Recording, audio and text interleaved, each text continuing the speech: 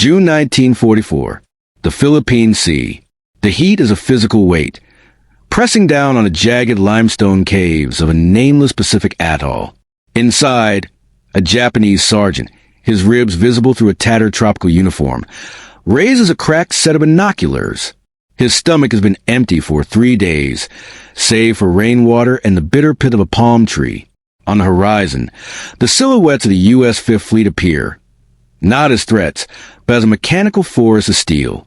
Among the massive battleships and sleek carriers sits a strange, squat vessel. It flies no battle ensigns of glory. It has no massive 16-inch guns. Yet, as the breeze shifts, the scent of diesel smoke is momentarily replaced by something impossible. Something that shouldn't exist in a theater of scorched earth and sudden death. The sweet, creamy scent of vanilla and chilled dairy. While the Japanese Empire struggled to find a handful of rice for its dying men, the Americans had brought a floating factory capable of churning out 1,500 gallons of ice cream every single day. In that moment, the war was not just being lost. It was being rendered obsolete by a level of wealth the world had never seen. To understand how a floating ice cream parlor ended up in the middle of the global slaughter, one must first look at the sheer, terrifying momentum of the American industrial machine in the early 1940s. When the smoke cleared at Pearl Harbor, the Japanese High Command believed they had bought themselves a year of undisputed reign over the Pacific. They viewed the United States as a fractured, decadent society, a nation of storekeepers who lacked the spiritual fortitude for a long, drawn-out war of attrition. However, they had fundamentally miscalculated the victory program. By 1942, the United States was no longer a civilian economy. It was a singular, massive engine of production. The sheer scale of this transformation is difficult to grasp in modern terms. Factories that once produced Chevrolets were now churning out B-24 Liberators. Sewing machine plants were producing 1911 pistols, and the dairy industry was being nationalized for the war effort. The U.S. government realized early on that this would be a war of total logistics. In the Pacific, the tyranny of distance was a primary enemy. Supply lines stretched over 7,000 miles of open ocean. To sustain a soldier in such an environment, the military couldn't just provide bullets and bandages. They had to provide a reason to keep fighting in a green hell. Secretary of War Henry L. Stimson and the Joint Chiefs of Staff understood that the American soldier was unique. He was a citizen soldier who expected a standard of living that would have been considered princely by his Japanese or German counterparts. By 1943, the U.S. Navy was commissioning supply ships that were essentially floating cities. While the Japanese were forced to forage, a polite term for starving, on the islands they occupied, the Americans were building a cold chain. This was a sophisticated network of refrigerated warehouses, transport ships, and distribution points designed to move perishable goods from the American Midwest to the front lines of Guadalcanal and beyond. The ice cream barge was not a fluke. It was a logical conclusion of a philosophy that stated, if we can build 1,000 tanks a week, we can surely provide our boys with a taste of home. The Navy's obsession with ice cream, specifically, was driven by a practical necessity. On a steel ship in the South Pacific, temperatures below deck often exceeded 110 degrees Fahrenheit. Alcohol was strictly forbidden on U.S. Navy vessels, a dry Navy policy that had been in place since 1914. To compensate for the lack of beer and the grueling heat, ice cream became the ultimate morale booster. It wasn't just food, it was a psychological weapon. It represented the American way of life, a way of life that the Axis powers were increasingly finding impossible to compete with on a material level. As 1943 bled into 1944, the disparity between the two warring nations' logistical philosophies became a chasm. For the Japanese Empire, the soldier was taught that spiritual strength or sation could overcome any physical lack. The Field Service Code issued by General Tojo emphasized that Japanese troops must endure the impossible, often resulting in go-go, orders where men were expected to march and fight with only what they could carry on their backs. Supply was an afterthought. The Japanese military expected their garrisons to live off the land, a strategy that failed miserably on the barren, volcanic rocks of the Central Pacific. In stark contrast, the American military leadership viewed morale as a quantifiable resource, much like fuel or ammunition. General Dwight D. Eisenhower famously remarked that the four things that won the war were the C-47 transport plane, the bulldozer, the 2.5-ton truck, and the Higgins boat. Notably, three of these were logistical tools. To the Americans, the war was a problem of engineering and distribution. This led to the creation of the BRL, barge, refrigerated large. These were non-self-propelled concrete vessels, designed specifically because steel was being prioritized for hulls of carriers and destroyers. Built by the concrete ship constructors in California, these massive 265-foot vessels were essentially floating warehouses. They cost over $1.1 million each, a staggering sum at the time, and were towed across the Pacific to serve as service stations for the fleet. The most famous of these was the dedicated ice cream barge. The Navy realized that small destroyers and submarines didn't have the space for large freezing equipment. By creating a centralized ice cream ship, the Navy could pull smaller vessels alongside for a dairy refuel. This was a logistical feat that the Japanese high command could not even fathom. While their own soldiers were dying of scurvy and beriberi on islands like New Guinea, the Americans were debating the merits of chocolate versus vanilla. By the time the invasion of the Mariana Islands began, the U.S. Navy had effectively eliminated the front line in the traditional sense. Wherever the fleet went, the American lifestyle followed. This included mobile post offices, dental clinics, and the legendary ice cream production lines. The message sent to the Japanese was clear, though they were too deeply entrenched in their ideology to fully accept it yet. You're not just fighting a military. You're fighting a civilization that can afford to treat war as a secondary concern to its own comfort. The deployment of a floating ice cream factory speaks volumes about the distinct approaches of the Allied and Axis powers to warfare. Approaches rooted in fundamentally different interpretations of human nature and industrial capacity. For the American GI and sailor, a scoop of ice cream was not merely a dessert. It was a tangible link to home, a fleeting moment of normalcy in the brutal, alien landscape of the Pacific Theater. It was a morale booster, yes, but also a symbol that their lives, their comfort, and their psychological well-being mattered. This contrasted sharply with the Japanese emphasis on Bushido, the warrior's code that glorified self-sacrifice, endurance, and the suppression of personal desires for the sake of the empire. American strategists understood that a well-fed, reasonably comfortable, and emotionally supported soldier was a more effective soldier. The grind of jungle warfare, the incessant heat, the ever-present threat of disease, and the constant fear of sudden, violent death could break even the strongest wills. Providing comforts like ice cream, hot showers, and regular mail was not seen as a weakness, but as a strategic imperative. These small luxuries cultivated a sense of worth and fostered a collective resilience. A sailor on a battleship, after a grueling day of watch in the scorching sun, would find immense psychological relief in a cone of vanilla ice cream. This momentary escape from the grim reality of war recharged their spirits, reminding them what they were fighting for, a home where such simple pleasures were abundant.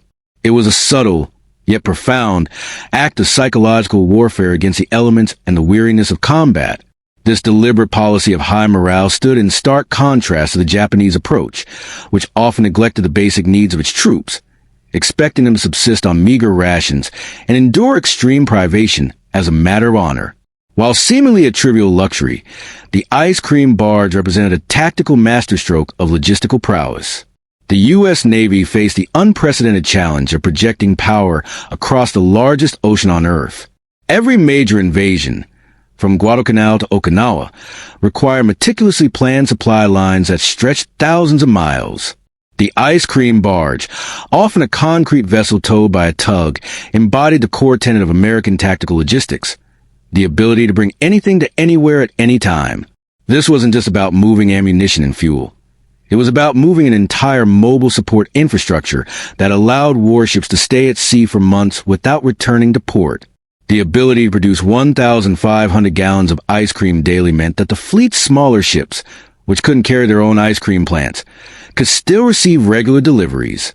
This freed up crucial time and resources that would otherwise be spent sailing back to a major base for reprovisioning.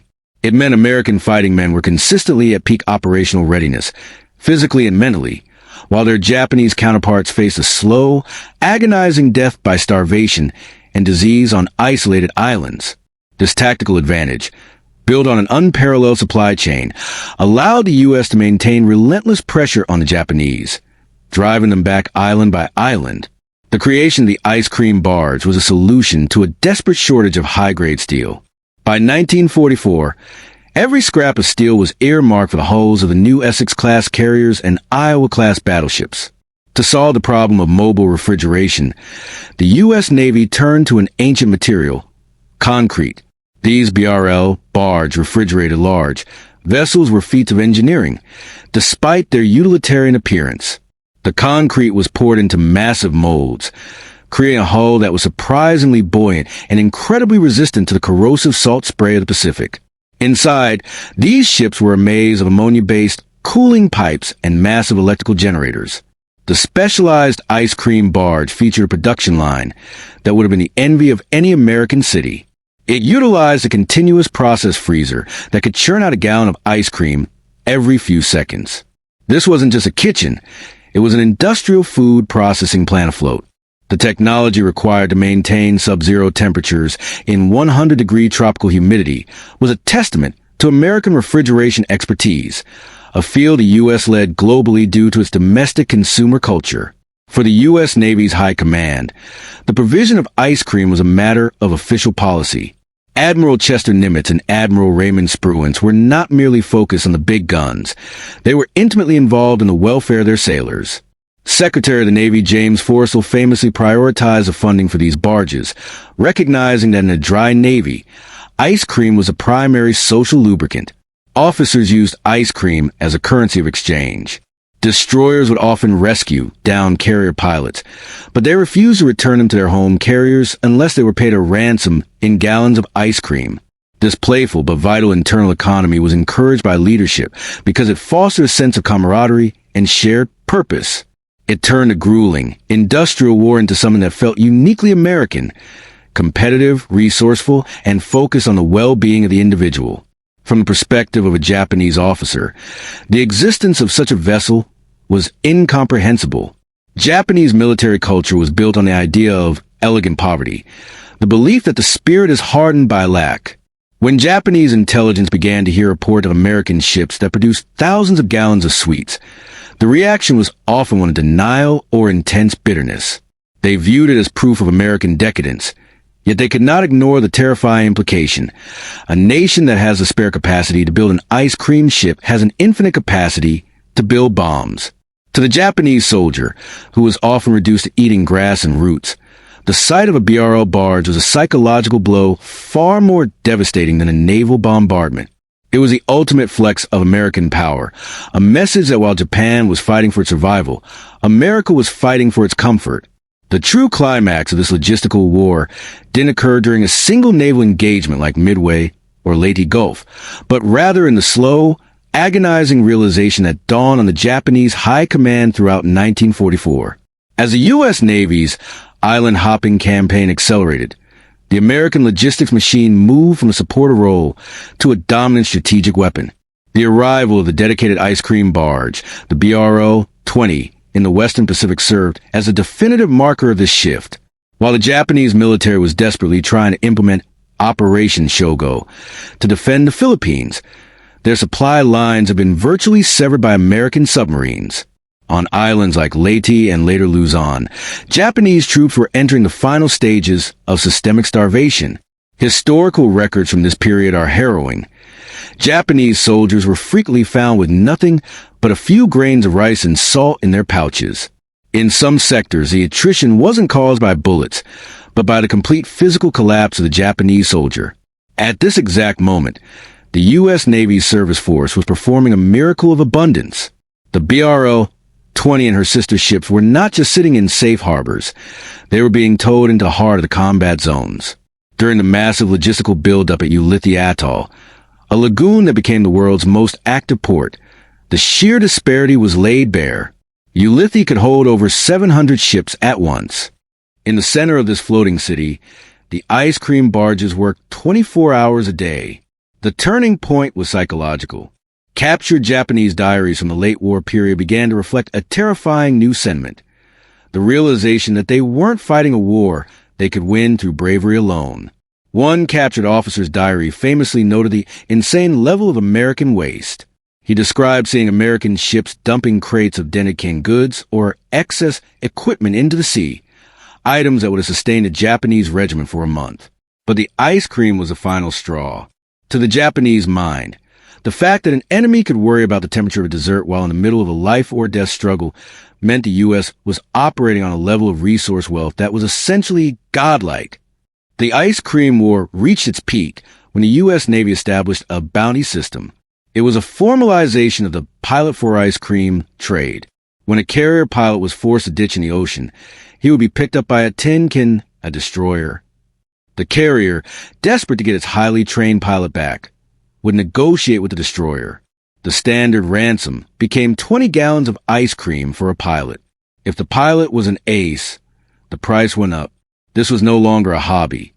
It was a sub-economy that proved the Americans had so much surplus they could use luxury food as a medium of exchange in a combat zone. The decisive moment of this logistical realization occurred during the later stages of the Philippines campaign and the lead-up to Okinawa. By late 1944, the Japanese stay-behind garrisons, men ordered to fight to the death on bypassed islands, were witnessing something that broke their spirit more effectively than any napalm strike. They watched through telescope lenses as American Seabees transformed barren strips of coral into fully functional cities in a matter of days. The climax of this abundance doctrine was the deployment of the floating recreation centers. The U.S. Navy didn't just want to feed its men, it wanted to entertain them. At the fleet base in Ulithi, the Americans set up Mogmog Island, a tiny patch of sand dedicated entirely to rest and relaxation. Here, the ice cream barges would offload thousands of gallons to a central canteen, where sailors could sit in the shade, away from the hum of the engines. The turning point came when a group of captured Japanese sailors was brought aboard a U.S. transport ship, expecting to be tortured or executed. As their propaganda had warned, they were instead led past a galley. There, they saw American sailors casually tossing half-eaten bowls of ice cream into the trash because they were full. To the Japanese prisoners, who had seen their comrades resort to cannibalism on islands like Chichijima just to survive, this was the ultimate horror. It was a realization that the decadent Americans weren't weak because of their luxury. They were powerful because of it. The U.S. Navy's ability to maintain a cold chain of refrigeration across 10,000 miles of ocean meant that by the time the fleet reached the Japanese home islands, the American sailor was healthier, heavier, and more mentally stable than he had been at the start of the war. Meanwhile, the Japanese defender was a ghost of a man. The ice cream barge was the final nail in the coffin of Japanese morale. It proved that the war was being fought between a 19th century agrarian empire and a 20th century industrial titan. The turning point wasn't a tactical maneuver. It was a total collapse of the Japanese belief that spirit could defeat steel and sugar.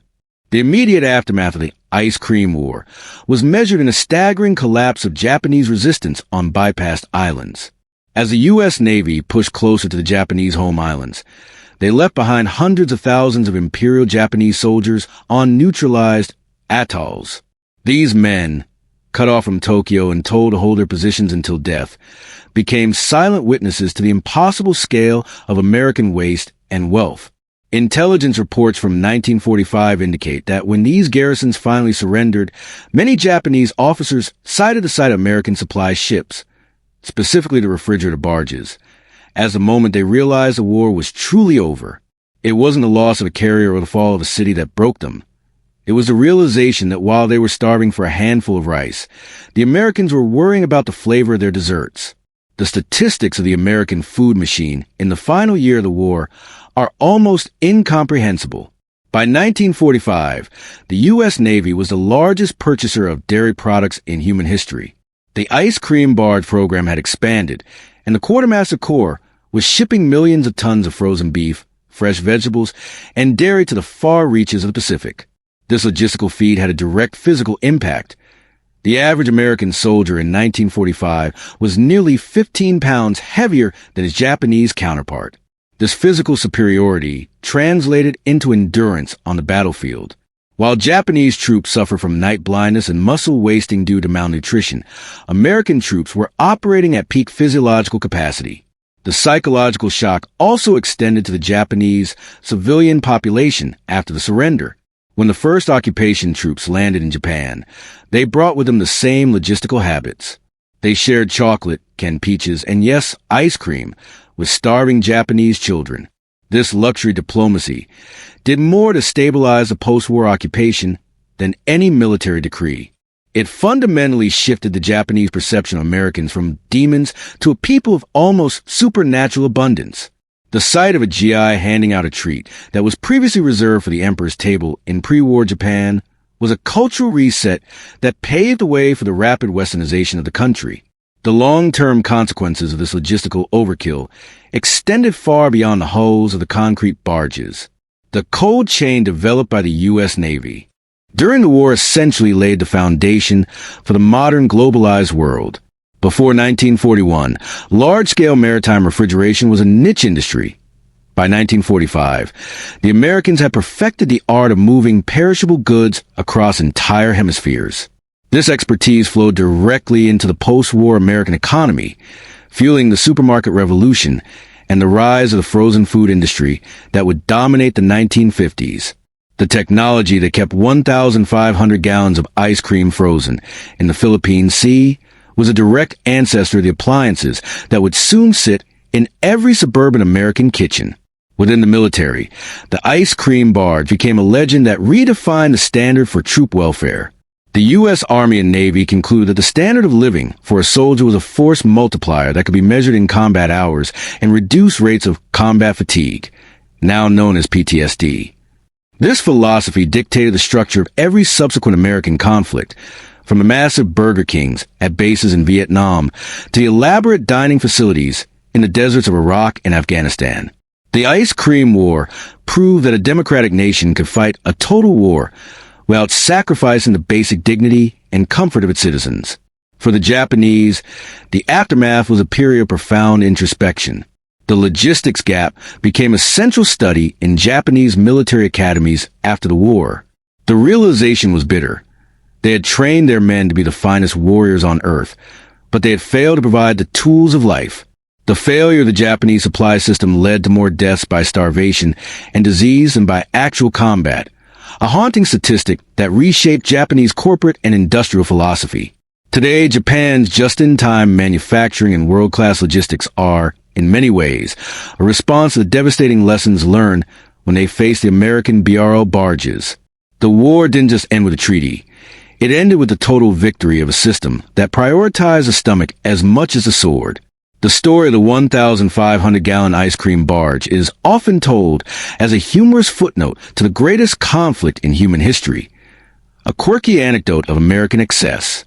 But beneath the surface of that frozen treat lies a sobering and profound truth about the nature of modern warfare. The Second World War was not merely a clash of soldiers, but a clash of industrial philosophies. When we look back at the scorched islands of the Pacific, we see two versions of humanity. One side believed that the spirit could be hardened by suffering, that a man was most powerful when he had nothing left to lose. The other side believed that a man was at his most formidable when he had everything to protect, when he was reminded, even in the depths of a tropical hell, of the sweetness of the life he left behind. The ice cream barge was the ultimate symbol of that belief. It was a 265-foot concrete declaration that the United States would not just outfight its enemies, but outproduce, outsupply, and outcare them. It was a message to every sailor and marine that they were not cogs in a machine, but individuals worthy of a luxury that even kings would have envied a century prior. Ultimately, the war was won in the factories of Detroit, the dairies of Wisconsin, and the engineering bays of California. The Japanese High Command had prepared for a war of bayonets and bravery, but they found themselves in a war of calories and cold storage. They discovered that while you can command a man to die for his country, it is much harder to defeat a man who knows his country has sent a floating factory across 7,000 miles of ocean just to bring him a taste of home.